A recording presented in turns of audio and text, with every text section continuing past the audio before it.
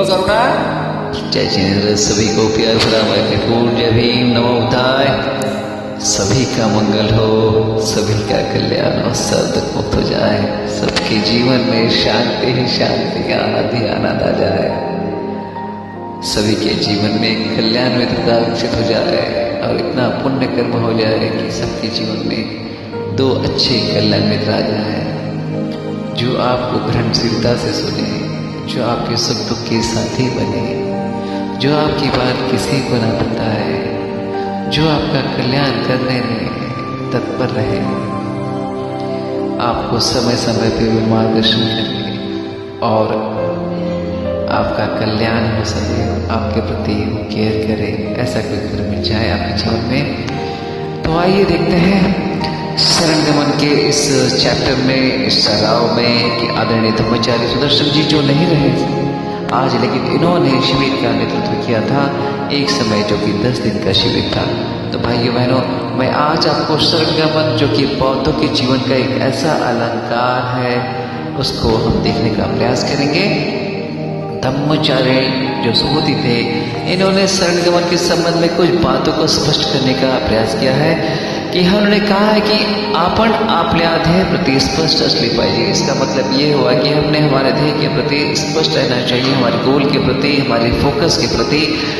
उदाहरण के तौर पे जब भंते बौद्ध धर्माची दीक्षा घेतल्यानंतर दक्षिण भारत फिरत असतात, एक बार भंते संघर्षी जी बौद्ध धर्म की दीक्षा के पश्चात दक्षिण भारत में घूमने के लिए गए, भ्रमण के लिए गए, चारिका के लिए गए, तो वहाँ पर एक भी व्यक्ति बौद्ध व्यक्ति जो नहीं मिला। तो उन्होंने एक हिंदू सन्यासी जो मिले रामदास जी से उन्होंने धम्म चर्चा करी, उन्होंने कुछ बातें संपर्क में आने का प्रयास किया और संपर्क में उन्हें यह पता लगा, उन्होंने प्रश्न किया कि बौद्ध धर्म का विकास क्यों नहीं हुआ।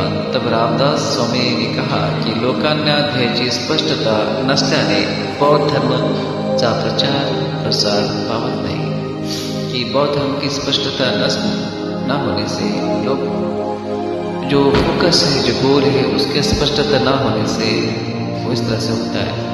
ध्येयवादी लोकच बुद्ध धर्म जाणू शकतात। दुसरे उदाहरण, भगवान बुद्धांच्या शेवटच्या शिष्य सुभद्र यांना आनंद सुभद्रला भगवान बुद्धांना भेट देत नव्हते। बहुत ही सुंदर सुसंवाद हो रहा है। रामदास स्वामी से मिलने के बाद भंते संघर्षी जी को यह पता लगा कि जैसा कि रामदास स्वामी जी ने कहा कि लोकांना ध्येयाची स्पष्टता नसल्याने बौद्ध धर्म प्रसार पावत नहीं। ध्येयवादी लोकच बुद्ध धर्म जाणू शकतात। जिनके मन में कुछ गोल है, कुछ फोकस है, कुछ एम है, वो ही बौद्ध धर्म की तरफ जा सकते हैं। तो दूसरे उदाहरण में भगवान बुद्ध का जो आखिरी जो शिष्य थे सुभद्र नाम के, आनंद जब सुभद्र को भगवान बुद्ध से मिलने नहीं देते हैं तो सुभद्र जिद करके बैठ जाते हैं। तो बुद्ध ने कहा कि आनंदा, सुभद्रा को आने दो मिलने के लिए। सुभद्रा मध्ये सत्य जाणण्याचे ध्येय होते, सुभद्रा को सत्य जानने की तीव्र इच्छा हो रही थी। बुद्ध ने कहा सुभद्रा को आराष्टा के मार्ग की शिकवण किया। इसका अर्थ यह हुआ कि सुभद्रा जो था बहुत ही उच्च कुलीन विद्वान था, उनकी समझ बहुत ही सुंदर ऊंचे प्रकार की थी। आराष्टिक मार्ग शिक्षा माणसाला विकासाकडे कशी नेते सांगितले, म्हणून माणसामध्ये जाणून घेण्याचे ध्येय असले पाहिजे। शरण गमन करण्यासाठी काही कल्पना केल्या पाहिजे, तशी परिस्थिती निर्माण केली पाहिजे। हमें कुछ इमेजिनेशन करना चाहिए, कुछ कल्पनाएं करनी चाहिए। सुभद्रा ने शरण गमन कैसे केले याची कल्पना आपण करू शकतो कि कितना जिद्द के साथ, कितनी कठिन परिस्थिति में किया था कि भगवान बुद्ध का महापरिनिर्वाण होने जा रहा है, समय कम है। उस समय बुद्ध से याचना करने के लिए, मिलने के लिए तड़पते रहे और जिद करके बैठ गए कि मैं बुद्ध से मिलके ही जाऊंगा। पंचवर्गीय भिक्खू में आपण असतो, पंचवर्गीय भिक्खूमध्ये आपण असतो, तर आपण काय केले असते याची कल्पना आपण करू शकतो। आपणामध्ये काही गोष्टी धरून ठेवल्याने ते ओपन होत नाही, म्हणून आपण कल्पना करू शकत नाही आणि शरणगमनाकडेही वळू शकत नाही. शरणगमन करण्यासाठी तशी परिस्थिती निर्माण केली पाहिजे. बोधिसत्व आदर्श निर्माण केला पाहिजे. बुद्धानंतर जवळजवळ 300 वर्षे शरणगमन गतिमान चालत राहिले. पुढे जाऊन ते कमी होत गेले. आजकल भिक्षु होने म्हणजे शरणगमन करने. कुछ लोगों को आजकल ऐसा लगता है कि कोई भंते बनता है, भिक्षु बनता है, भिक्षुणी बनता तो उसी को शरणगमन कहते हैं. ऐसा अभी नहीं है. ऐसी समझ, गलत प्रकार की समझ आ गई समझ में कि आप जब भिक्षु बनते हैं तो ही आपका शरणगमन होगा, परंतु ऐसा नहीं है.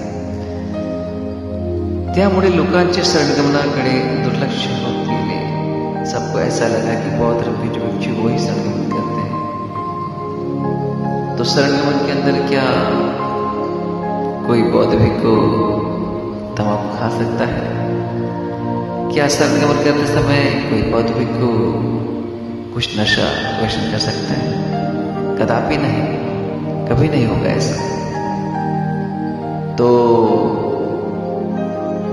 आध्यात्मिक जीवन जीने के लिए, शरणगमन करने के लिए हमने इसमें कुछ यान हो गए, हीनयान महायान निर्माण हो गए. बौद्ध का जीवन लोक कल्याणासाठी, लोकांच्या भल्यासाठी, आध्यात्मिक आदर्श लोकांसमोर ठेवण्यासाठी महायान संप्रदायाचा उदय झाला. ऐसा कहते हैं कि महान संप्रदाय का उदय, मतलब उदय जो हुआ है इसलिए हुआ है कि लोगों के कल्याणासाठी, लोगों के भले के लिए और आध्यात्मिक आदर्श लोग समझ सके और अपने जीवन में इस तरह के सद्गुणों को लाने का प्रयास करें, बोधिसत्व आदर्श का निर्माण हो सके. इसलिए महायान संप्रदाय का उदय हुआ. इतरांकडे पाहून स्वतःचा विकास करणे हे आदर्श होऊ शकतो.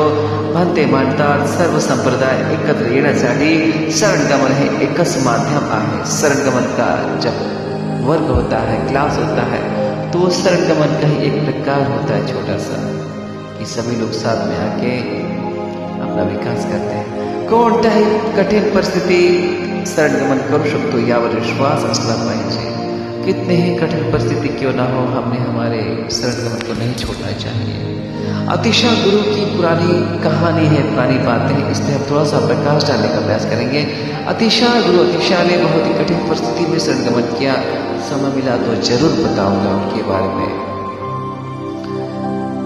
अतिशा यांना शरणगमनाचे गुरु एवढ्यासाठी मानतात कारण त्यांनी अतिशय कठिन परिस्थितीत शरणगमन केले. बहुत ही अत्यंत कठिन विकट परिस्थिति में शरणगमन किया है. शरणगमन का जो प्रत्येक केंद्र बिंदु है वो मध्यवर्ती होना चाहिए, ये मान्य होना चाहिए. इस शरणगमन का जो प्रकार है मेरे दिल में होना चाहिए और मेरा सेंटर ऑफ फोकस होना चाहिए. आध्यात्मिक जीवन म्हणजे शरणगमन होय. आध्यात्मिक जीवन जब हम स्पिरिचुअल लाइफ जीते हैं तो वो शरणगमन होता है. जब हम सबके प्रति मंगल मैत्री करते हैं वह शरणगमन होता है. हमारा शत्रु हमारा बुरा चाहता है, हम उसके प्रति मंगल मैत्री करते हैं. सारे संसार के प्रति मैत्री भाव नहीं करते हैं कि सबका मंगल हो, सबका कल्याण हो, सब दुख मुक्त हो जाए, सबके जीवन में शांति शांति, आनंद ही आनंद आ जाए.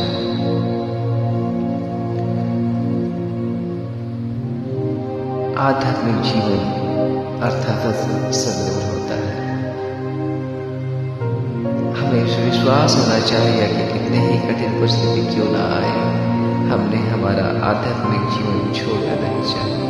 कितनी ही कठिन परिस्थिति आए, हमने हमारी जो प्रतिज्ञाबद्धता है इसे छोड़ना नहीं चाहिए. शरणगमन अर्थ समजतात त्यांना श्रोतापन्न स्थिति समजू सकते. शरणगमन मतलब होता है कंटिन्यूस फ्लोइंग. जब कंटिन्यूसली फ्लो होता है रिवर की उधार तो पर्वत को काट देती है. बौद्ध परंपरा में अलग अलग संप्रदाय हैं, पर शरणगमन का एक ही मकसद होता है, एक ही दुआ होती है, एक ही फोकस होता है. शरणगमन म्हणजे